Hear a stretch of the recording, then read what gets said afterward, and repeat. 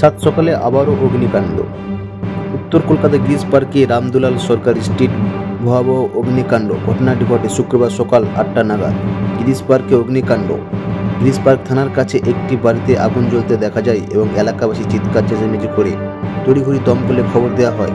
খবর পেয়ে ঘটনাস্থলে আসে দমকলের 5টি ইঞ্জিন। হিঞ্জি এলাকায় আগুনটি লেগেছে এবং তার জেরেই ছড়িয়ে পড়ার আশঙ্কা রয়েছে বলে জানা যায়। স্থানীয় সূত্রে খবর, গতকাল সকাল 8টা নাগাদ এই ঘটনাটি ঘটে বলে জানিয়েছেন এবং একজন আহত হয়েছে, তাকে তড়িঘড়ি হাসপাতালে নিয়ে যাওয়া হয়। গ্যাস সিলিন্ডার পেটে বিস্ফোরণে আগুন লাগে বলে অনুমান। এই বিস্ফোরণের মুহূর্তটি ধরা পড়েছে এবং সেই ছবি দেখতে পাচ্ছেন ইতিমধ্যে। উত্তর কলকাতা গ্রিস পার্কে রামদুলাল সরকার স্ট্রিটে ভয়াবহ অগ্নিকাণ্ড। ঘটনাটি ঘটে শুক্রবার সকাল 8টা নাগাদ। গ্রিস পার্কে অগ্নিকাণ্ড এবং গ্রিস পার্কের থানার কাছে একটি বাড়িতে আগুন জ্বলতে দেখা যায় এবং এলাকাবাসী চিৎকার চেঁচামেচি করে তড়িঘড়ি খবর দেওয়া হয় এবং এই ঘটনার খবর পেয়ে ঘটনাস্থলে আসে দমকলের 5টি ইঞ্জিন। হিঞ্জি এলাকায় আগুন লেগেছে এবং তার জেরে ছড়িয়ে পড়ার আশঙ্কা রয়েছে বলে জানা যায়।